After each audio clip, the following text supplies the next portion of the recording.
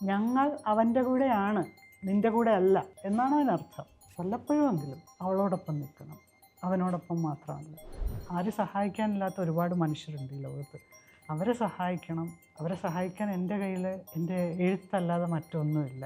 ഈ സീതയെ റേപ്പ് ചെയ്യുന്നത് എൻ്റെ ഒരു ഫ്രണ്ടിൻ്റെ എക്സ്പീരിയൻസ് ഉണ്ട് അതിൻ്റെ പിന്നിൽ. ഇപ്പോഴൊരു ഇഷ്യൂ ഉണ്ടായാൽ പോലും ഈ സമൂഹം എൻ്റെ കൂടെ നിൽക്കില്ല. ഫാമിലിയുടെ കാര്യം പോലും എനിക്ക് വിശ്വാസമില്ല. നീ ഇറുകി ഉടുപ്പിട്ടുകൊണ്ട് പോയതുണ്ടല്ലേ അവൻ നിന്നെ കയറി പിടിച്ചത് എന്നുള്ള ശൈലിയിലുള്ള ചോദ്യങ്ങൾ ഞാൻ കേൾക്കേണ്ടി വരും. നമ്മൾ കുഞ്ഞുങ്ങളെ ഉറക്കാനുള്ള താരാട്ടുകൾ മാത്രമല്ലേ നമുക്കറിയാവുള്ളൂ. മരണമടഞ്ഞ കുഞ്ഞുങ്ങളെ സംസ്കരിക്കുന്ന സമയത്ത് പാടുന്ന താരാട്ടുകളുണ്ട്. 15 വയസ്സുള്ള ഒരു കുട്ടി എത്രയുണ്ടെന്ന് നമുക്കറിയാം. പോലീസുകാരാണ്. എത്രമാത്രം ടോർച്ചർ അവൾ അനുഭവിച്ചിട്ടുണ്ടാവും. ഈ ലോകത്തിലെ ഏറ്റവും കുപ്രസിദ്ധരായ സാക്ഷികൾ ജേർണലിസ്റ്റുകൾ. അവർക്കൊരിക്കലും എഴുതാൻ പറ്റത്തില്ലല്ലോ. അവർക്ക് എഴുതാൻ പറ്റില്ല എന്ന് വെച്ചാൽ അവരെഴുതി കഴിഞ്ഞാൽ അവർ കൊല്ലപ്പെടും. അവർക്ക് ചരിത്ര പുസ്തകങ്ങൾ ഇല്ലാതാക്കാം, പാഠപുസ്തകങ്ങൾ മാറ്റം വരുത്താം. പക്ഷെ ഒരു കഥയോ ഒരു നോവലിലോ മാറ്റം വരുത്തണമെങ്കിൽ ആ എഴുത്തുകാരനോ എഴുത്തുകാരിയോ തന്നെ വിചാരിക്കണം.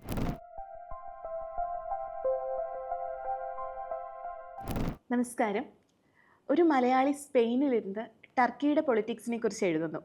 അതിലൊരു പുസ്തകത്തിന് കേരള സാഹിത്യ അക്കാദമി അവാർഡ് ലഭിക്കുന്നു.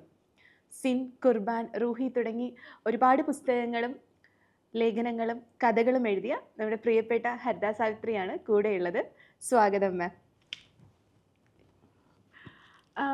വെറുതെ ഇരുന്ന് മടുത്ത ഒരു വീട്ടമ്മ ആ മടുപ്പ് മാറ്റാൻ, വെറുതെ സമയം കൊല്ലാൻ മാസ്റ്റേഴ്സ് ചെയ്യാൻ തീരുമാനിക്കുന്നു.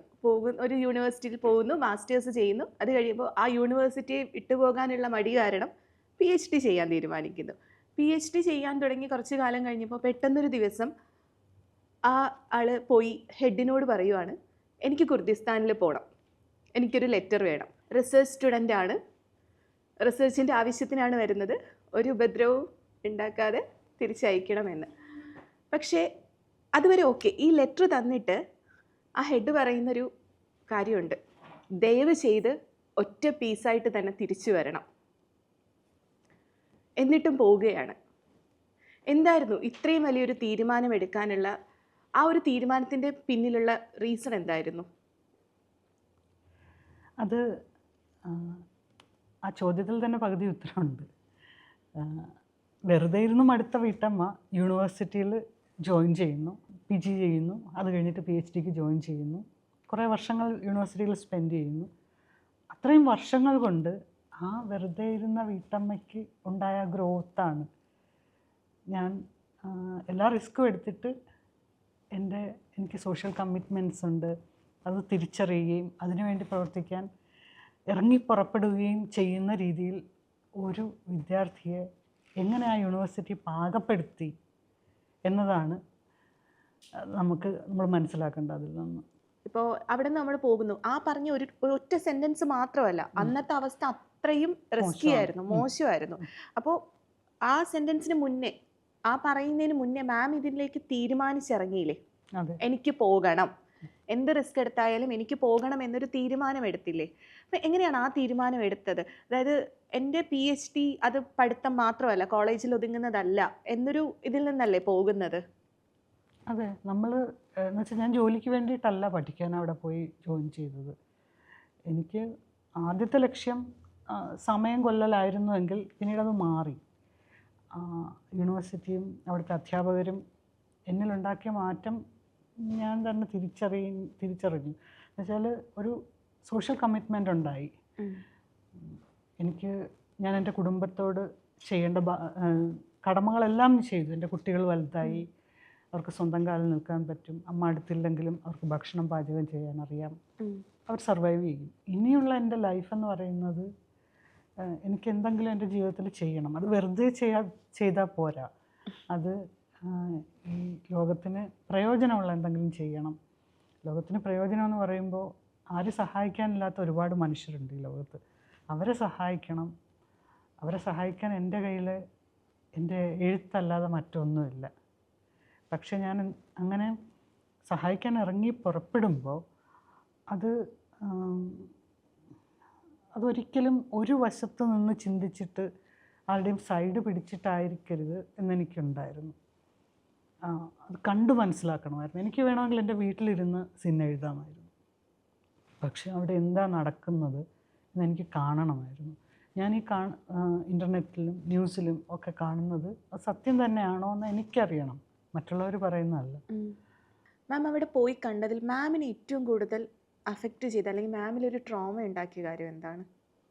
എനിക്ക് ട്രോമ ഉണ്ടാക്കിയ ഒരുപാട് കാര്യങ്ങളുണ്ട്. ഒരുപാട് സംഭവങ്ങൾ ഉണ്ടായിട്ടുണ്ട്. സംഭവങ്ങളല്ല, ഒരുപാട് കാര്യങ്ങൾക്ക് ഞാൻ സാക്ഷിയാവേണ്ടി വന്നിട്ടുണ്ട്. അതിൽ ഒരു കാര്യം,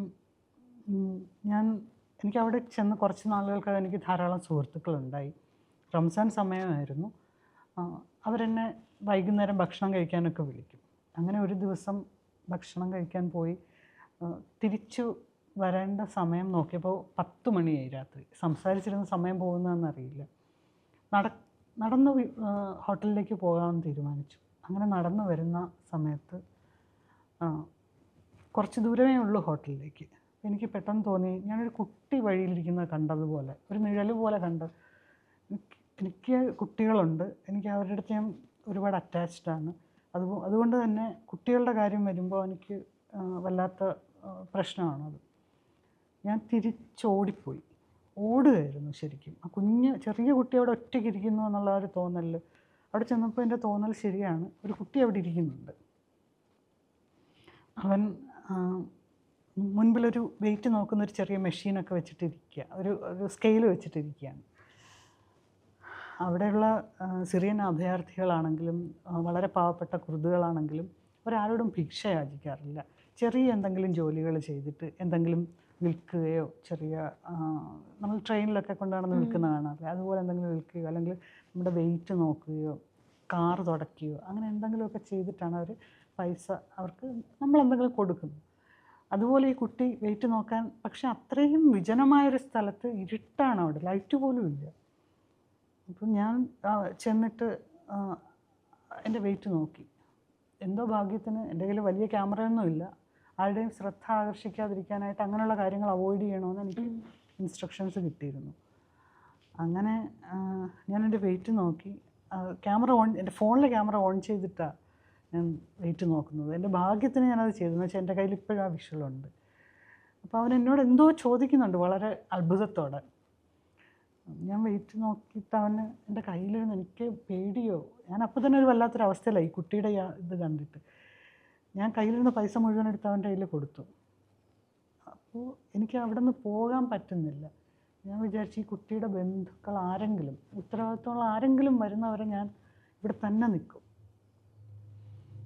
എന്നിട്ട് ഞാൻ ഒരു 10-15 മീറ്റർ ദൂരെ മാറി അവനെ ഒബ്സർവ് ചെയ്തുകൊണ്ട് നിൽക്കുക. അവന് അമ്മയുണ്ടെന്ന് എനിക്ക് അപ്പോൾ തന്നെ മനസ്സിലായി. എന്ന് വെച്ചാൽ അവൻ പേപ്പർ ഇങ്ങനെ അടുക്കി വെച്ചിട്ട് അത് തുണി കൊണ്ട് പൊതിഞ്ഞ് അങ്ങനെ ഒരു സീറ്റിലായിരിക്കുന്നത്. മാത്രമല്ല ശരീരമൊക്കെ ഇച്ചിരി ഉരുണ്ട്, പട്ടിണിയല്ല. പക്ഷെ അവൻ എന്നെ ഇങ്ങനെ നോക്കുക, എന്താണ് ഈ സ്ത്രീ എന്തിനാണ് ഇവിടെ നിൽക്കുന്നത്. ആ ഒരു 10-15 മിനിറ്റ് കഴിഞ്ഞാണ് കുട്ടിയുടെ അമ്മ വരുന്നത്. ആ ഒരു സമയത്തിനിടയ്ക്ക് എന്തെല്ലാം കാര്യങ്ങൾ എൻ്റെ മനസ്സിലൂടെ കടന്നു പോയെന്ന്. എനിക്ക് കുട്ടിയെ ഉപേക്ഷിച്ചിട്ട് പോകാൻ പറ്റില്ല. വീട്ടിൽ 2 കുട്ടികളുണ്ട്, ഒരെണ്ണത്തിനെ കൂടെ ഇവിടെ നിന്ന് കൊണ്ടുവന്നാൽ എന്താണ് ഇവരും എങ്ങനെ റിയാക്ട് ചെയ്യും, ഇങ്ങനെയൊക്കെ. പക്ഷെ എന്ത് സംഭവിച്ചാലും അവനെ അവിടെ ഉപേക്ഷിക്കില്ല എന്ന് തന്നെ ഞാൻ തീരുമാനിച്ചു. അങ്ങനെ 10-15 മിനിറ്റ് കഴിഞ്ഞപ്പോൾ കുട്ടിയുടെ അമ്മ വന്നു. അവരിങ്ങനെ ദൂരെ നിന്ന് ഓടി വരിക, കണ്ണുകൾ മാത്രമേ പുറത്തുള്ളൂ, ഇങ്ങനെ പുതച്ച ഒരു സ്ത്രീ. ഇവർ വരുന്ന കണ്ടപ്പോൾ ഈ കുട്ടി അവരുടെ അടുത്തേക്ക് ഓടിക്കൊണ്ടുവന്ന് പൈസയൊക്കെ കൊടുത്തു. ഞാൻ കൊടുത്ത പൈസ എല്ലാവരുടെയും കൊടുത്തിട്ട് എന്നെ ചൂണ്ടി എന്തൊക്കെയോ പറഞ്ഞു. അവരെന്നെ ഒരു വല്ലാത്ത രീതിയിലൊന്ന് നോക്കിയെന്ന് വെച്ചാൽ അവർക്ക് മനസ്സിലായി ഞാൻ ആ കുട്ടിയുടെ അടുത്ത് അതിനെ ശ്രദ്ധിച്ചുകൊണ്ട് അവിടെ നിൽക്കുകയായിരുന്നു എന്ന്. അത് ശരിക്കും 2 അമ്മമാർക്ക് മാത്രം മനസ്സിലാകുന്ന ഒരു നോട്ടമായിരുന്നു ഞങ്ങൾ കൈമാറിയത്. ഞാൻ പതുക്കെ തിരിച്ച് റൂമിലേക്ക് നടന്നു ഞാൻ കരയുകയായിരുന്നു ഉറക്കെ, ഏങ്ങലടിച്ച്. 10 മണിയായെങ്കിലും ആരൊക്കെയോ അടുത്തൂടെ പോകുന്നുണ്ട്. അവർ നോക്കുമ്പോൾ എന്താ ഒരു വിദേശിയായ സ്ത്രീ ഇങ്ങനെ കരഞ്ഞു പോവുക. ഞാനതൊന്നും ശ്രദ്ധിക്കുന്നുണ്ടായിരുന്നില്ല. റൂമിൽ ചെന്നിട്ട് ഞാൻ എൻ്റെ ഫ്രണ്ട്സിനെ വിളിച്ചിട്ട് പറഞ്ഞു, ഞാൻ ഇനി ഇവിടെ നിൽക്കില്ല, എനിക്കിത് താങ്ങാൻ പറ്റുന്നില്ല. അപ്പോൾ അവരിലൊരാൾ എന്നോട് പറഞ്ഞു, നീ അവിടെ നിൽക്കുകയും വേണം, ആ വേദനയെല്ലാം നീ അനുഭവിക്കുകയും വേണം, അതിന് വേണ്ടിയിട്ടാണല്ലോ നീ ഇറങ്ങിപ്പോയത്, എന്നാൽ മാത്രമേ നിനക്ക് അവരെ സഹായിക്കാൻ കഴിയൂ. അവരെന്താണ് അനുഭവിക്കുന്നത് എന്ന് നീ മനസ്സിലാക്കുകയാണ്. അപ്പോൾ എന്നാലും നിനക്ക് അവരെക്കുറിച്ച് എഴുതാൻ കഴിയൂ, പൂർണ്ണമായിട്ടും എഴുതാൻ പറ്റുമെന്ന് പറഞ്ഞു. അപ്പോൾ എനിക്കത് മനസ്സിലായി അയാൾ പറയുന്നത് ശരിയാണെന്ന്. പക്ഷെ ആ ഒരു അനുഭവം ഞാൻ സിന്നു വായിക്കുമ്പോൾ പൂർണ്ണഗർഭിണിയല്ല, ഗർഭിണിയായ സീതയെ മാറി മാറി പീഡിപ്പിച്ചിട്ട് അവിടുത്തെ പോലീസ് ഉദ്യോഗസ്ഥർ ഫേസ്ബുക്കിലിട്ടൊരു പോസ്റ്റ് ഉണ്ട്, ഇന്ത്യൻ രുചി ആസ്വദിക്കുന്നു. ശരിക്കും ഇതൊരു റിയൽ ഇൻസിഡൻ്റ് ആയിരുന്നു. ഇന്ത്യക്കാരി എന്നതല്ല ഞാൻ ഉദ്ദേശിച്ചത്, അവിടുത്തെ സ്ത്രീകളെ അവിടുത്തെ പോലീസുകാർ ഇങ്ങനെ ഉപദ്രവിക്കുന്നതുമൊക്കെ നമ്മൾ നോക്കുമ്പോൾ എവിടെ യുദ്ധം നടന്നാലും കലാപങ്ങൾ നടന്നാലും എപ്പോഴും അവിടെ ഏറ്റവും ക്രൂരതകൾക്ക് ഇരയാകുന്ന സ്ത്രീകളല്ലേ? അതെ, നമ്മുടെ പുരാണങ്ങൾ വായിച്ചിട്ടില്ലേ? മഹാഭാരതത്തിലാണ് കൂടുതലായിട്ട്. അത് കഥകളും ഉപകഥകളും ധാരാളം ഉണ്ടല്ലോ. അതിൽ യുദ്ധങ്ങൾ നടക്കുമ്പോൾ തോറ്റ രാജാവിൻ്റെ രാജ്യത്തിലെ കന്നുകാലികളെയും സ്ത്രീകളെയുമാണ് പിടിച്ചെടുക്കുന്നത്. അപ്പോൾ ഈ സ്ത്രീകളെ ഇങ്ങനെ കാണുന്നത്, സ്ത്രീകളെ ഉപദ്രവിച്ചാൽ അതിൻ്റെ ഉടമസ്ഥർ, അങ്ങനെ തന്നെ പറയണം, അത് ആരാണോ, രാജാവാണെങ്കിലും ആ രാജ്യത്തിലെ പുരുഷന്മാരാണെങ്കിലും അവരുടെ മനോവീര്യം തകർക്കുക, അവരെ അപമാനിക്കുക, അതൊക്കെയാണ് ഈ യുദ്ധത്തിൽ പ്രധാനമായിട്ട് ഈ സ്ത്രീകളെ ഉപദ്രവിക്കുന്നതിലൂടെ അവർക്ക് കിട്ടുന്ന ആ ഒരു സാറ്റിസ്ഫാക്ഷൻ എന്നാണ് എനിക്ക് തോന്നുന്നത്. ഇവിടെ ഈ ഒരു കാര്യം, ഈ സീതയെ റേപ്പ് ചെയ്യുന്നത്, അത് കഥയിൽ എഴുതണമെന്ന് തന്നെ കരുതിയതാണ്. പക്ഷേ അത് എൻ്റെ ഒരു ഫ്രണ്ടിൻ്റെ എക്സ്പീരിയൻസ് ഉണ്ട് അതിൻ്റെ പിന്നിൽ. അവളൊരു കുർദാണ്, അവളിപ്പോൾ കാനഡയിലാണ്, എൻ്റെ അതേ പ്രായമാണ്. അവൾ 15 വയസ്സായപ്പോൾ ഒരു കുർദിസ്ഥാനിലെ, അതായത് ദിയർബക്കറിൽ ഈ കഥ നടക്കുന്ന അതേ പട്ടണത്തിലെ ഒരു രാഷ്ട്രീയ റാലിയിൽ പങ്കെടുക്കുകയും പോലീസുകാർ അവളെ പിടിച്ചുകൊണ്ട് പോവുകയും ചെയ്തു. ഏകദേശം ഒരു ദിവസത്തോളം അവളെ പോലീസ് സ്റ്റേഷനിൽ വെച്ചിട്ട് അവർ ഗ്യാങ് റേപ്പ് ചെയ്തു. 15 വയസ്സുള്ള കുട്ടിയാണെന്ന് ആലോചിക്കണം. അവളതിന് ശേഷം പുറത്തു വന്നു, അവളൊരു ആർട്ടിസ്റ്റായി, അതിപ്പോൾ കാനഡയിലാണ്. പക്ഷെ അവളോട് സംസാരിക്കുമ്പോഴൊക്കെ എനിക്ക് തോന്നുന്നത്, ഒരു ചില്ലു പാത്രം ഉടഞ്ഞു പോയാൽ നമുക്ക് വേണമെങ്കിൽ പശ വെച്ച് ഒട്ടിച്ച് ഒക്കെ ഏകദേശം ഒരു പൂർണ്ണ രൂപത്തിലാക്കാൻ ശ്രമിക്കാം. പക്ഷെ അതൊരിക്കലും പഴയതുപോലെ ആവില്ല. ആ ഒരു പെൺകുട്ടിയുടെ അനുഭവം എൻ്റെ മുന്നിലുണ്ട്. ഒരു 15 വയസ്സുള്ള ഒരു കുട്ടി എത്രയുണ്ടെന്ന് നമുക്കറിയാം. പോലീസുകാരാണ്. എത്രമാത്രം ടോർച്ചർ അവൾ അനുഭവിച്ചിട്ടുണ്ടാവും. അത് മാത്രമല്ല കേട്ടോ, അതാണ് എൻ്റെ മുന്നിലുള്ള ജീവനുള്ള ഉദാഹരണം. അത് നന്നായിട്ട് പഠിച്ചിട്ട് തന്നെയാണ് ആ ഒരു റേപ്പിനെ ഡിസ്ക്രൈബ് ചെയ്യുന്ന ചാപ്റ്റർ എഴുതിയിരിക്കുന്നത്. ഓക്കെ മാം, ഞാൻ മാമിൻ്റെ ഫേസ്ബുക്കിൽ കണ്ടൊരു ഫോട്ടോ, ഭാവനയുടെ ഫോട്ടോ, അവൾക്കൊപ്പം എന്നൊരു സിമ്പിൾ ക്യാപ്ഷൻ. എനിക്ക് ആ ഒരു ഫോട്ടോ കണ്ടപ്പോൾ എന്നെ ആ ഫോട്ടോ കൊണ്ടുപോയത് സിന്നിലെ സീതയിലേക്കാണ്. ഇതിൽ പറയുന്നൊരു കാര്യമുണ്ട്, ഇന്ത്യയിലെ കുടുംബങ്ങൾ വിചാരിക്കുന്നത് പെൺകുട്ടികളുടെ കാലുകൾക്കിടയിലാണ് കുടുംബത്തിൻ്റെ അഭിമാനം. ഇത്രയൊക്കെ അനുഭവിച്ചിട്ട് സീതയെ നാട്ടിലേക്ക് പറഞ്ഞു വിടാൻ നോക്കുമ്പോൾ സീത പറയുന്നൊരു കാര്യമുണ്ട്, ഇന്നും പീഡിപ്പിക്കപ്പെട്ട പെൺകുട്ടികളെ കുറ്റവാളികളായി കാണുന്ന ഒരു സമൂഹമുണ്ട് ഇന്ത്യയിൽ, അതുകൊണ്ട് ഞാൻ തിരിച്ചു പോകുന്നില്ല. അപ്പോൾ നമ്മൾ ഒരുപാട് മുന്നോട്ട് പോയി, നമ്മൾ ഒരുപാട് പുരോഗമിച്ചു എന്നൊക്കെ പറയുന്നുണ്ടെങ്കിലും ഇപ്പോഴും അതൊക്കെ തന്നെയല്ലേ അവസ്ഥ? കാരണം ഇവിടെ പീഡിപ്പിക്കപ്പെടുന്ന പെൺകുട്ടികൾ എപ്പോഴും അതിജീവിതകളാണ്, അവർക്ക് പേരോ മുഖമോ ഇല്ല. അതിൽ നിന്നും പുറത്തു വന്ന ഒരേ ഒരാൾ എനിക്ക് തോന്നുന്നു ഭാവനയാണ്. എന്നെയാണ് പീഡിപ്പിച്ചത്, എനിക്ക് നീതി വേണം. ആശ എന്ന് പറഞ്ഞിട്ട് റീസെൻ്റ്ലി ഒരു ഇൻസിഡൻറ്റ് ഉണ്ടായല്ലോ. ഓക്കെ. അപ്പോൾ ഭാവന പക്ഷെ അങ്ങനെ വന്നപ്പോൾ പോലും അവർക്ക് കിട്ടിയത് കുറ്റപ്പെടുത്തലുകളും തിരസ്കാരങ്ങളും ഒക്കെയാണ്. മാമിന് തോന്നുന്നുണ്ടോ ഇപ്പോഴും നമ്മുടെ സമൂഹം ആ കാര്യത്തിൽ സ്ത്രീകളെ, വിക്ടിംസിനെ തന്നെ വീണ്ടും ഹരാസ് ചെയ്തുകൊണ്ടിരിക്കുന്നതായിട്ട്, അല്ലെങ്കിൽ അവർക്ക് ജീവിക്കാനുള്ളൊരു, നോർമലി ജീവിക്കാനുള്ളൊരു വഴി ഇപ്പോഴും ഇന്ത്യയിൽ ഇല്ല എന്ന്? അഞ്ജിതയ്ക്കൊരു പ്രശ്നം ഉണ്ടായാൽ അഞ്ജിതയുടെ കൂടെ നിൽക്കുമോ സമൂഹവും ഫാമിലിയും? ഫാമിലി നിൽക്കുമായിരിക്കും, സമൂഹം എനിക്കറിയത്തില്ല. ഞാൻ എൻ്റെ ഒരു ചെറിയൊരു അനുഭവം പറയാം. കുറച്ച് നാളുകൾക്ക് മുൻപ് എനിക്ക് ഒരു പുസ്തകക്കടയിലെ ഒരു മാനേജറുമായിട്ട് ഒരു ചെറിയ ഇഷ്യൂ ഉണ്ടായി. അയാൾ എൻ്റെ അടുത്ത് പറഞ്ഞത്, നിങ്ങളുടെ പുസ്തകം വിൽക്കണമെങ്കിൽ എന്നെ വേണ്ടതുപോലെ കാണണം, എന്നെ സന്തോഷിപ്പിക്കണം. ഞാൻ അമ്പരന്ന് പോയി ആ പറഞ്ഞത്. ഞാൻ ചോദിച്ചു, നിങ്ങളാണോ എൻ്റെ പുസ്തകം വിൽക്കുന്നത്, പബ്ലിഷറല്ലേ? അയാൾ പറഞ്ഞ്, അതൊക്കെ തോന്നലാണ്, ഞാനങ്ങനെ പലരുടെയും പുസ്തകം ഇവിടെ ഒതുക്കിയിട്ടുണ്ട്, ഞാൻ എടുത്ത് മാറ്റി വെച്ചിട്ടുണ്ട്. നമ്മളെ സന്തോഷിപ്പിക്കാത്തവരുടെ പുസ്തകം മാറ്റി മൂലയിൽ വയ്ക്കും. ഞാനതൊരു തമാശയാണെന്ന് സ്വയം, എന്ന് വെച്ചാൽ അയാൾ തമാശയുടെ രൂപത്തിലല്ല അത് പറഞ്ഞത്, സ്വയം വിശ്വസിപ്പിക്കാൻ ശ്രമിച്ചുകൊണ്ട് ഞാൻ അവിടെ നിന്ന് അങ്ങ് പോയി. പക്ഷേ അതിന് ശേഷമുള്ള ഏകദേശം 1.5 വർഷത്തോളം അയാൾ ആ പുസ്തകം ഒതുക്കാൻ അയാളെ കൊണ്ട് കഴിയുന്നത്ര ശ്രമിച്ചു.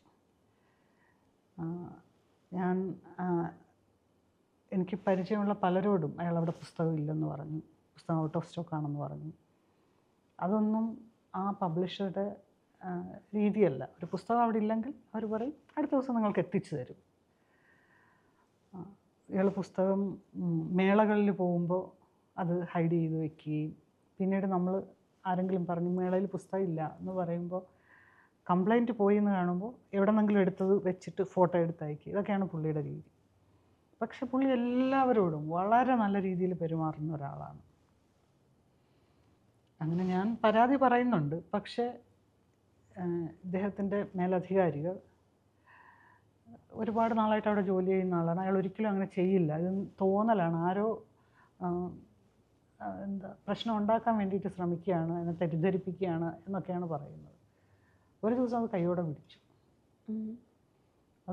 പിടിച്ചു. മാത്രമല്ല ഇതിനൊക്കെ സാക്ഷികളും ഉണ്ട്.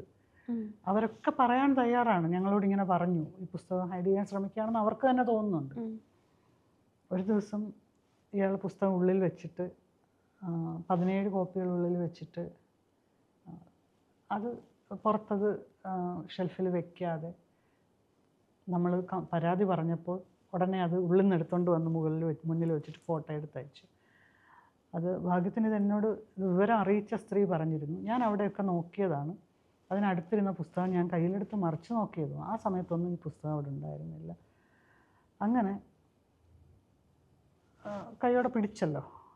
അയാളുടെ മേലധികാരികൾ അയാളെ വിളിച്ച് ചോദിച്ചു, ഈ സാക്ഷിയായ സ്ത്രീയോട് ചോദിച്ചു. അവസാനം അയാൾക്ക് മാപ്പ് പറയേണ്ട ഒരവസ്ഥ വന്നു.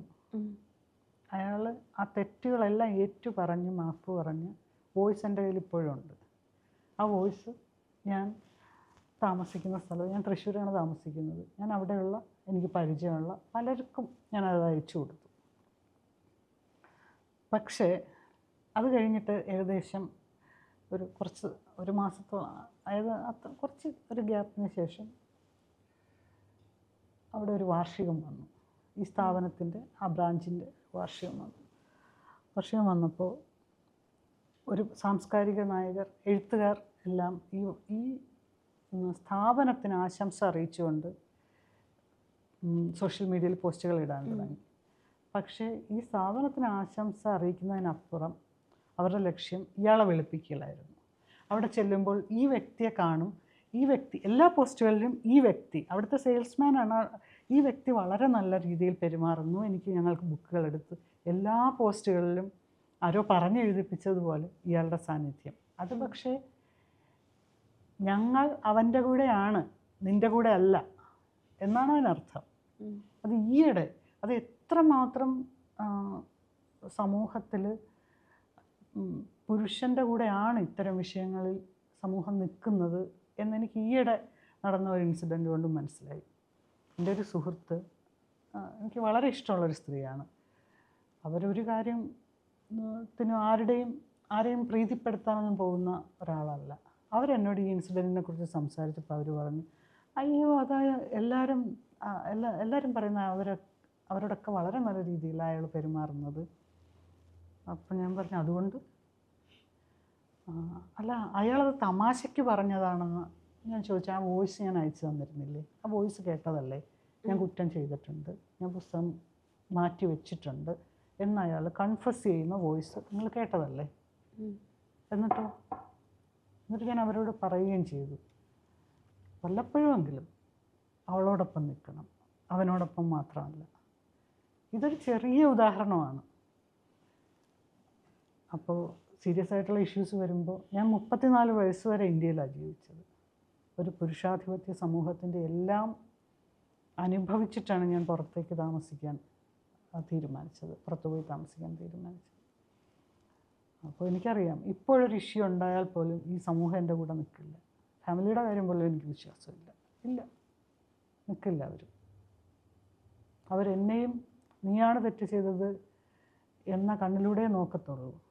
അല്ലെങ്കിൽ നീ ഇറുകി ഉടുപ്പിട്ടുകൊണ്ട് പോയതുകൊണ്ടല്ലേ അവൻ നിന്നെ കയറി പിടിച്ചത് എന്നുള്ള ശൈലിയിലുള്ള ചോദ്യങ്ങൾ ഞാൻ കേൾക്കേണ്ടി വരും. എന്നുവെച്ചാൽ ഒരു കൊച്ചു കുഞ്ഞിനെ ബലാത്സംഗം ചെയ്താൽ പോലും ആളുകൾ അതിനെ എങ്ങനെ, എനിക്കറിയില്ല. അപ്പോഴും ആരെങ്കിലുമൊക്കെ ആ പുരുഷൻ്റെ കൂടെ നിൽക്കാനുണ്ടാവും. അതാണ് നമ്മുടെ സമൂഹം. മാം, കുർദിസ്ഥാൻ്റെ കഥ പറയുമ്പോഴും പലപ്പോഴും ഇന്ത്യയും കുർദിസ്ഥാനെ കണക്ട് ചെയ്യുന്ന പോലത്തെ ഒരു ഫീൽ എനിക്ക് ആ പുസ്തകത്തിൽ നിന്ന് കിട്ടിയിട്ടുണ്ടായിരുന്നു. നാളെ ഇന്ത്യയും മറ്റൊരു കുർദിസ്ഥാനായി മാറും എന്നൊരു തോന്നലുണ്ടോ? ഇന്ത്യ കുർദിസ്ഥാനായി മാറുമെന്നൊന്നും എനിക്ക് തോന്നുന്നില്ല. പക്ഷേ ഇന്ത്യ ടർക്കിയുടെ അതേ വഴിയിലൂടെയാണ് പോകുന്നത്. ഈ രണ്ട് രാജ്യങ്ങളിലും ഇപ്പോൾ നിലനിൽക്കുന്ന ഗവൺമെൻറ് മതം ഉപയോഗിച്ച് ഭരണം പിടിച്ചവരാണ്. അതായത് സാധാരണ ജനങ്ങളുടെ മനസ്സിൽ അരക്ഷിതാവസ്ഥ ഉണ്ടാകുന്ന രീതിയിൽ മതവും രാഷ്ട്രീയവും കൂടെ കൂട്ടിക്കലർത്തി കുത്തി നിറച്ചാണ് അവർ അധികാരം പിടിച്ചിരിക്കുന്നത്. ആ വഴിയിലൂടെ പോകുന്നത് തന്നെ ഇന്ത്യക്ക് ടർക്കിയുടെ അതേ അവസ്ഥ ഉണ്ടാകും എന്നാണ് എനിക്ക് തോന്നുന്നത്. നമ്മുടെ ഇവിടെയുള്ള മൈനോറിറ്റീസ് ഇപ്പോൾ തന്നെ നമുക്ക് കാണാം, മൈനോറിറ്റീസിനെ എങ്ങനെയാണ് ഒതുക്കാൻ ശ്രമിക്കുന്നത്. അതിനുള്ള നിയമങ്ങൾ കൊണ്ടുവരുന്നു, അവരെങ്ങനെ ഇവിടെയുള്ള പൗരന്മാരല്ല എന്ന് എസ്റ്റാബ്ലിഷ് ചെയ്യാൻ ശ്രമിക്കുന്നു. ഇതൊക്കെ ഓരോരോ സ്റ്റെപ്പുകളാണ് അതിലേക്കുള്ള. ടർക്കിയുടെ അതേ പാതയിലൂടെയാണ് ഇന്ത്യ ചലിക്കുന്നത് എന്ന് ഞാൻ പലതവണ പറഞ്ഞിട്ടുണ്ട്. ഇപ്പോഴും അത് തന്നെയാണ് പറയുന്നത്. അതുകൊണ്ട് തന്നെ സിൻ എഴുതുമ്പോൾ അത് ഇന്ത്യയെ ഓർമ്മ വരുന്ന രീതിയിൽ തന്നെയാണ് എഴുതിയിരിക്കുന്നത്. സിൻ മലയാളത്തിൽ എഴുതിയിട്ട് അത് ഇംഗ്ലീഷിലോട്ട് ട്രാൻസ്ലേറ്റ് ചെയ്തിട്ടുണ്ട്. എപ്പോഴെങ്കിലും ഇത് കുർദിസ്ഥാനിലുള്ളവർ വായിക്കണം, അവരുടെ ഭാഷയിലേക്ക് ട്രാൻസ്ലേറ്റ് ചെയ്യണം എന്നൊരാഗ്രഹം തോന്നിയിട്ടുണ്ടോ? തീർച്ചയായിട്ടും ഒരുപാട് പേരുമായിട്ട് അതിനെക്കുറിച്ച് ഞാൻ ഡിസ്കസ് ചെയ്തിട്ടുണ്ട്. അതിനാഗ്രഹമുള്ള ധാരാളം മനുഷ്യരുണ്ട്. ചർച്ചകൾ ഇപ്പോഴും നടക്കുന്നുണ്ട് അതിനെക്കുറിച്ചിട്ട്. എനിക്ക് ഏറ്റവും ആഗ്രഹം ഇത് അവർ വായിക്കണം എന്നാണ്. എന്ന് വെച്ചാൽ അവരുടെ നിലവിളി ശബ്ദം ആരും കേൾക്കാതെ പോകുന്നില്ല. ആരൊക്കെയോ എവിടൊക്കെയോ ഇരുന്നവർക്ക് വേണ്ടി വളരെ അനുതാപത്തോടെ സ്വന്തം നിലനിൽപ്പ് പോലും അപകടത്തിലാക്കിക്കൊണ്ട് ശ്രമിക്കുന്നുണ്ട് എന്നവരറിയണം. അതെനിക്ക് ആഗ്രഹമുണ്ട്. കാരണം അവർക്കൊരിക്കലും എഴുതാൻ പറ്റത്തില്ലല്ലോ. അവർക്ക് എഴുതാൻ പറ്റില്ല എന്ന് വെച്ചാൽ അവരെഴുതി കഴിഞ്ഞാൽ അവർ കൊല്ലപ്പെടും. ആദ്യം നടക്കാൻ പോകുന്നത് അതാണ്. അത് നടന്നില്ലെങ്കിൽ അവർ ജയിലിലടയ്ക്കപ്പെടും, ജീവിതകാലം മുഴുവൻ ജയിലിലടയ്ക്കപ്പെടും. എങ്ങനെയെങ്കിലും രാജ്യം വിട്ടുപോയാൽ അവരുടെ കുടുംബം അപകടത്തിലാവും. കുടുംബത്തിനെ കൂടെ കൊണ്ടുപോയാൽ സുഹൃത്തുക്കളുടെ സുഹൃത്തുക്കൾ, അങ്ങനെ പല പ്രശ്നങ്ങളുണ്ടാവും. അതുകൊണ്ട് അവർക്ക് അത് എഴുതാൻ കഴിയില്ല. മാം പലപ്പോഴും ഭയങ്കര ഓപ്പണായിട്ട് കാര്യങ്ങൾ എഴുതുന്ന ഒരാളാണ്. മാമിന് എപ്പോഴെങ്കിലും തോന്നിയിട്ടുണ്ടോ എഴുത്തുകാരി എന്ന നിലയിൽ സെൻസർഷിപ്പ് ആവശ്യമാണ് എൻ്റെ എഴുത്തിൽ, അല്ലെങ്കിൽ എപ്പോഴാണ് ഈ സെൻസർഷിപ്പ് വേണം എന്നൊരു തോന്നൽ ഉണ്ടാകുന്നത്? സെൻസർഷിപ്പ് ആവശ്യമല്ല, അത് നമ്മൾ ഫോഴ്സ്ഡ് ആവുകയാണ് നമ്മൾ സ്വയം സെൻസർ ചെയ്യാൻ. എന്ന് വെച്ചാൽ ഇപ്പോൾ കുറച്ച് മുമ്പ് പറഞ്ഞതുപോലെ നമ്മളൊരു സിസ്റ്റത്തിനകത്ത് നിൽക്കുകയാണല്ലോ. നമുക്കൊരു ഫാമിലി ഉണ്ട്. ഞാൻ കാരണം എൻ്റെ ഫാമിലിക്ക് ഒരു ബുദ്ധിമുട്ടുണ്ടാകരുത്, അതുകൊണ്ട് ഞാൻ കുറച്ചൊക്കെ ഞാനിങ്ങനെ എഴുതാൻ പാടില്ല എന്ന് വിചാരിച്ചൊന്ന് സ്വയം ഒന്ന് അടക്കാറുണ്ട് ചില സമയത്ത്. എപ്പോഴും അതുണ്ടാകാറില്ല.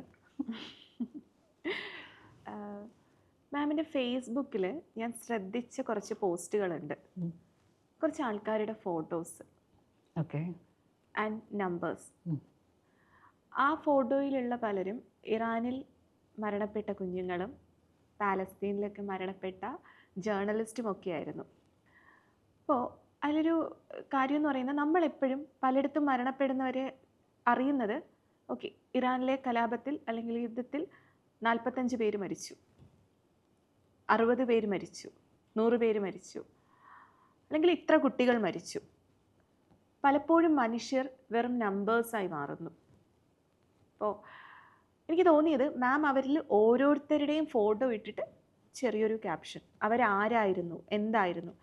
കാരണം ഈ ജേർണലിസ്റ്റിനൊക്കെ നാട് വിട്ടു പോകാമായിരുന്നു അല്ലേ, പക്ഷെ അവർ അവിടെ നിൽക്കാൻ ചൂസ് ചെയ്തു.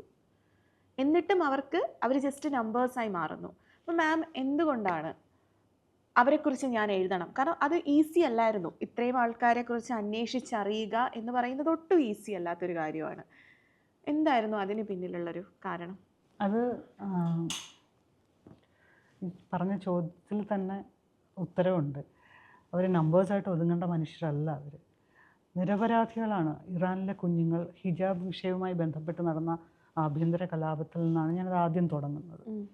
ഞാനത് വാർത്തകൾ നന്നായിട്ട് ഫോളോ ചെയ്യുന്നുണ്ടായിരുന്നു. അപ്പോൾ എല്ലാ ദിവസവും ഞാൻ കാണുന്നത് ധാരാളം കുട്ടികൾ മരിക്കുന്നുണ്ട്. കുട്ടികൾ ഇതിനകത്ത് ലഹളയിൽ പാർട്ടിസിപ്പേറ്റ് ചെയ്യുന്നില്ലല്ലോ. ഈ കുഞ്ഞുങ്ങളൊക്കെ അത് ശരിക്കും രേഖപ്പെടുത്തേണ്ടതുണ്ടെന്ന് എനിക്ക് തോന്നി. അത് പക്ഷേ ആര് രേഖപ്പെടുത്തും? എല്ലാ വാർത്തകളും അവർക്ക് തീർച്ചയായിട്ടും സഹതാപം ഉണ്ടായിരിക്കും. പക്ഷേ അവരുടെ ജോലി എന്ന് പറഞ്ഞാൽ നമ്പേഴ്സ് പറയുക മാത്രമാണ്. ആ നമ്പേഴ്സിൻ്റെ പിന്നിൽ മനുഷ്യരുണ്ട്, അവരുടെ ജീവിതമുണ്ട്, അവരെ ഓർത്ത് കരയുന്ന വേണ്ടപ്പെട്ടവരുണ്ട്. അവരെ എവിടെയെങ്കിലുമൊക്കെ ഒന്ന് മാർക്ക് ചെയ്യണ്ടേ? അങ്ങനെയാണ് ഞാൻ ഈ കുട്ടികളുടെ ഫോട്ടോ എടുത്ത് ഓരോ കുട്ടികളെയും കുറിച്ച് വായിക്കും, അവരുടെ ലൈഫ്, അവരെങ്ങനെയാണ് മരിച്ചത്. അങ്ങനെ ഒരു ചെറിയ ഡിസ്ക്രിപ്ഷനുമായിട്ട് ഫേസ്ബുക്കിൽ ഇടാൻ തുടങ്ങി. ഏകദേശം 110ഓളം കുട്ടികളെക്കുറിച്ച് ഞാൻ അങ്ങനെ എഴുതി. പക്ഷേ ഇത് സഹിക്കാവുന്നതിൻ്റെ അപ്പുറമാണ്. എല്ലാ ദിവസവും നമ്മളൊരു 10 പേരോളം നമ്മൾ ഫേസ്ബുക്കിൽ ഇടുന്നുണ്ട്. ഓരോ കുഞ്ഞിനെയും അതിൻ്റെ ഫോട്ടോ എടുത്ത് ഡൗൺലോഡ് ചെയ്യുമ്പോൾ നമ്മൾ ആ കുട്ടിയെ കാണും.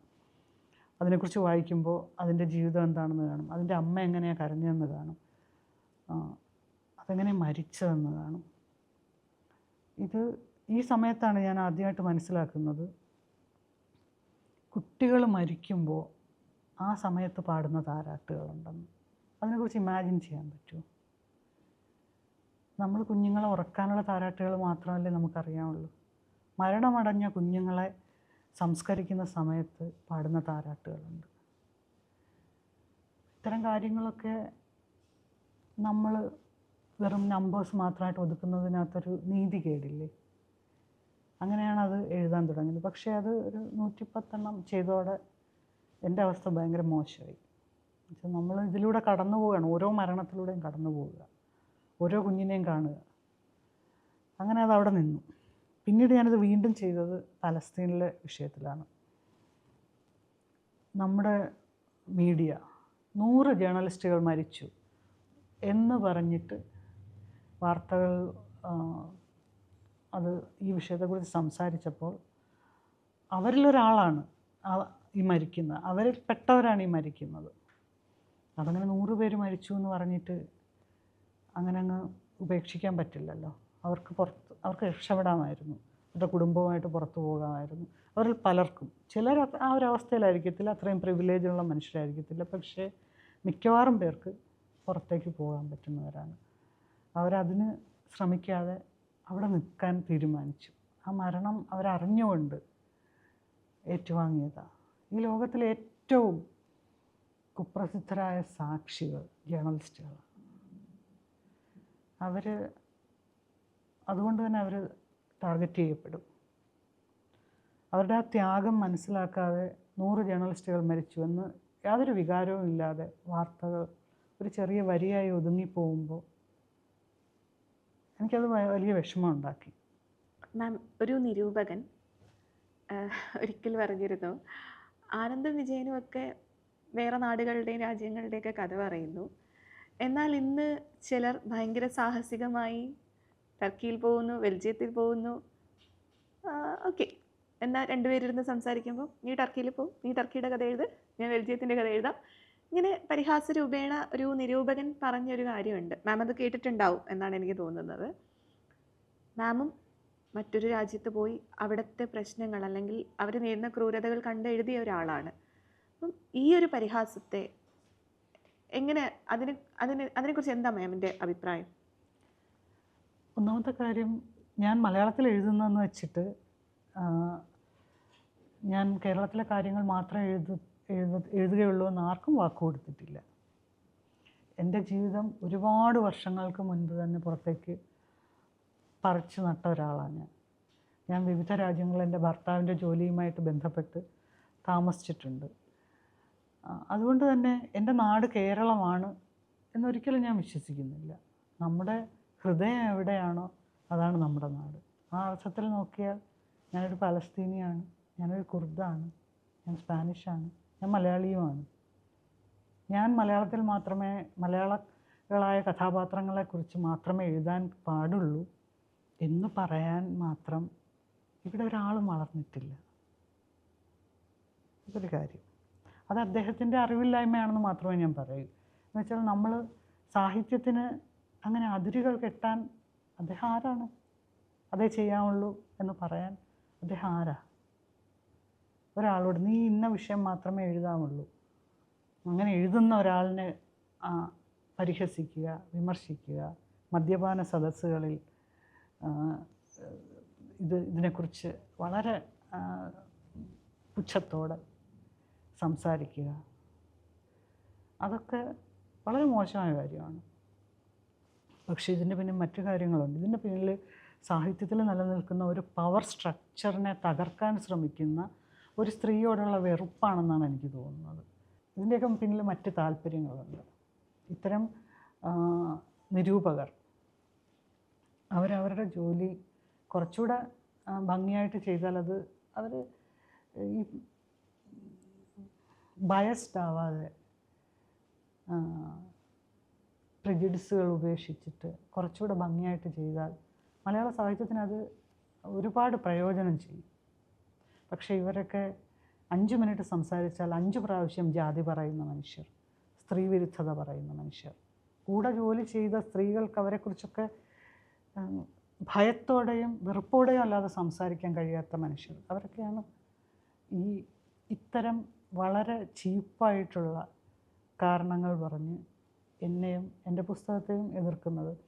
അയാൾക്ക് മറ്റു തരത്തിൽ പറയാമായിരുന്നു, ആ പുസ്തകം കൊള്ളില്ല, ആ പുസ്തകം ഒരു നോവൽ എന്ന രീതിയിൽ അതിന് ക്വാളിറ്റി ഇല്ല, അതിൻ്റെ ഘടന ശരിയല്ല. ഞാൻ ഈ വിമർശനങ്ങൾ, അങ്ങനെയുള്ള വിമർശനങ്ങൾ ഞാൻ 2 കൈ നീട്ടി സ്വീകരിച്ചേനെ. ഞാൻ എൻ്റെ അടുത്ത പുസ്തകത്തിൽ അത് ഒഴിവാക്കാൻ ശ്രമിച്ചേനെ അത്തരം പ്രശ്നങ്ങൾ. അതിന് പകരം ഇങ്ങനെ ഉള്ള വളരെ എന്താ ഇതിന് പറയേണ്ടത്, വളരെ ചീപ്പായിട്ടുള്ള രീതിയിൽ നമ്മളെ തകർക്കാൻ ശ്രമിക്കുമ്പോൾ ആരോടാണ് ഇത് പറയുന്നതെന്ന് കൂടെ ഒന്ന് ആലോചിക്കണം. മാം, നമ്മളിപ്പോൾ ലേഖനങ്ങൾ എടുക്കുമ്പോൾ കമ്പയർ ചെയ്യുവാണെങ്കിൽ ലേഖനങ്ങളിൽ രാഷ്ട്രീയം എഴുതാൻ കുറച്ച് ഈസിയാണ്. പക്ഷേ കഥാ നോവലിലൊക്കെ രാഷ്ട്രീയം വിസിബിളി എഴുതുക എന്ന് പറയുന്നത് കുറച്ച് ബുദ്ധിമുട്ടുള്ള കാര്യമാണ് കമ്പയർ ചെയ്യുമ്പോൾ. പക്ഷെ മാം രാഷ്ട്രീയം ഭയങ്കര വിസിബിളായിട്ട് എഴുതുന്ന ഒരാളാണ്. അപ്പം എന്തായിരുന്നു അങ്ങനെ ഒരു തീരുമാനത്തിന് പിന്നിൽ? ഞാൻ രാഷ്ട്രീയം വിസിബിളായിട്ട് എഴുതുന്നുണ്ട്, പക്ഷേ അത് പുസ്തകത്തിൻ്റെ റീഡബിലിറ്റി എഫക്റ്റ് ചെയ്യുന്നുണ്ടോ? ഇല്ല. ഇപ്പം അത് ഞാൻ ചോദിക്കാൻ കാരണം, ചൂണ്ടുവിരൽ എന്ന് പറയുന്ന പുസ്തകത്തിൽ കഥയിൽ ജനാധിപത്യമാണ് നമ്മുടെ രാജ്യത്താണെങ്കിലും ശരിക്കും ജനാധിപത്യമാണോ ഇവിടെ നടക്കുന്നത്? അത് ഞാനാണോ അതിന് മറുപടി പറയേണ്ടത്? കഥ വായിച്ചവരല്ലേ പറയേണ്ടത്. കഥ വായിച്ചവരാണ്, പക്ഷെ അത്രയും ഡയറക്റ്റ് ആയിട്ടാണ് മാം എഴുതുന്നത് കഥകളിൽ. അപ്പോൾ എന്താണ് അത്രയും ഓപ്പൺ ആയിട്ട് അല്ലെങ്കിൽ അത്രയും വിസിബിളായിട്ട് ഞാൻ എഴുതും എന്നൊരു തീരുമാനത്തിന് പിന്നിൽ? എനിക്ക് എന്താണോ തോന്നുന്നത് ഞാൻ ആ രീതിയിലാണ് ജീവിക്കുന്നത്. എനിക്കത് എഴുതണമെന്ന് തോന്നി ഞാനത് എഴുതുന്നു. എന്നുവെച്ചാൽ ഇവിടെ വേറെ ആരും അത് എഴുതുന്നില്ല. വേറെ ആരെങ്കിലും ഈ വോട്ട് ചോരിയെക്കുറിച്ചൊരു കഥയോ എന്തെങ്കിലും എഴുതി കണ്ടോ? ഇല്ല. അതുകൊണ്ടാണ് മാമിനോട് അങ്ങനെ ഒരു ചോദ്യം ചോദിച്ചത്. അതിനെ തുടർന്നുണ്ടാകാവുന്ന പരിണിത ഫലങ്ങൾ നേരിടാൻ ഞാൻ തയ്യാറാണ്. എന്നുവെച്ചാൽ ചരിത്രം മായ്ക്കപ്പെടുന്ന കാലമാണിത്. ആരെങ്കിലും, പക്ഷെ ഫിക്ഷൻ അവർക്ക് ഇല്ലാതാക്കാൻ കഴിയില്ല. അവർക്ക് ചരിത്ര പുസ്തകങ്ങൾ ഇല്ലാതാക്കാം, പാഠപുസ്തകങ്ങൾ മാറ്റം വരുത്താം. പക്ഷെ ഒരു കഥയോ ഒരു നോവലിലോ മാറ്റം വരുത്തണമെങ്കിൽ ആ എഴുത്തുകാരനോ എഴുത്തുകാരിയോ തന്നെ വിചാരിക്കണം. മാം ഇപ്പോൾ ഈ ഫിക്ഷനെ കുറിച്ച് പറഞ്ഞപ്പോഴാണ്, മാം എഴുതുന്ന ഫിക്ഷൻ ആണെങ്കിലും അതിൽ റിയൽ ഇൻസിഡൻസ് ഒരുപാട് വരുന്നുണ്ട്. ഇപ്പോൾ നമ്മളൊരു കുന്നിൻ്റെ മുകളിൽ നിന്ന് നോക്കുമ്പോൾ മനോഹരമായ മരങ്ങൾ, മനോഹരമായ താഴ്വര, അല്ലെങ്കിൽ അങ്ങനെ റൊമാൻറ്റിസൈസ് ചെയ്ത് കാണുന്നതിന് പകരം മാമിൻ്റെ ലൈവ് എന്ന കഥയിൽ കുന്നിൻ മുകളിൽ നിന്ന് നോക്കുമ്പോൾ കാണുന്നത് ഗസയിലെ വിശാലമായ നാശത്തിൻ്റെ ഇതാണ്. സോ മാം ഫിക്ഷനിൽ റിയൽ ഇൻസിഡൻസ് ആണ് കൂടുതലും ഉപയോഗിക്കുന്നതായിട്ട് എനിക്ക് തോന്നിയിട്ടുണ്ട്. അതിൻ്റെ പിന്നിലെ കാരണവും ഈ നേരത്തെ പറഞ്ഞത് തന്നെയല്ലേ, ഫിക്ഷൻ ഒരിക്കലും മാറ്റാൻ പറ്റത്തില്ല. അത് അത് ശരിയാണ്. അത് ഒരു കാരണമാണ്. പിന്നെ അത് എൻ്റെ കാഴ്ചപ്പാടിൽ വന്ന ഒരു മാറ്റം കൂടെ. പണ്ട് ഞാൻ യാത്രകൾ പോകുമ്പോൾ എല്ലാവരെയും പോലെ ഭംഗിയുള്ള സ്ഥലങ്ങൾ, പഴയ കൊട്ടാരങ്ങളൊക്കെ കാണാൻ പോകുമായിരുന്നു. പക്ഷേ ഇപ്പോഴെൻ്റെ ശ്രദ്ധ അവിടുത്തെ ജീവിതങ്ങളില്ല. ഞാൻ നേരത്തെ പറഞ്ഞിട്ടുള്ളൊരു വാചകമാണ്, എല്ലാ കൊട്ടാരങ്ങളുടെയും പിന്നിൽ അഴുക്കുചാലുകളുണ്ട്, അവിടെ പിളയ്ക്കുന്ന എലികളുണ്ട്, അതിൻ്റെ തീരത്ത് വേസ്റ്റ് എടുത്ത് തിന്ന് ജീവിക്കുന്ന മനുഷ്യരുമുണ്ട്. അവരും ഈ ലോകത്തുണ്ട്. അവരുടെ ജീവിതവും ആരെങ്കിലുമൊക്കെ രേഖപ്പെടുത്തണ്ടേ. വളരെ നല്ലൊരു സെഷനായിരുന്നു. സത്യം പറഞ്ഞാൽ കുറേയൊക്കെ ഇമോഷണൽ ആക്കിയൊരു സെഷൻ എന്ന് പറയാം. അപ്പോൾ ഇത്രയും നല്ലൊരു സെഷൻ, അല്ലെങ്കിൽ ഇത്രയും പല കാര്യങ്ങളും ഈ ഒരു തുറന്ന സംസാരത്തിന് ഒരുപാട് നന്ദി മാം, ഈ ഒരു സെഷന് വന്നതിനും ഇത്രയൊക്കെ സംസാരിച്ചതിനും. Thank you.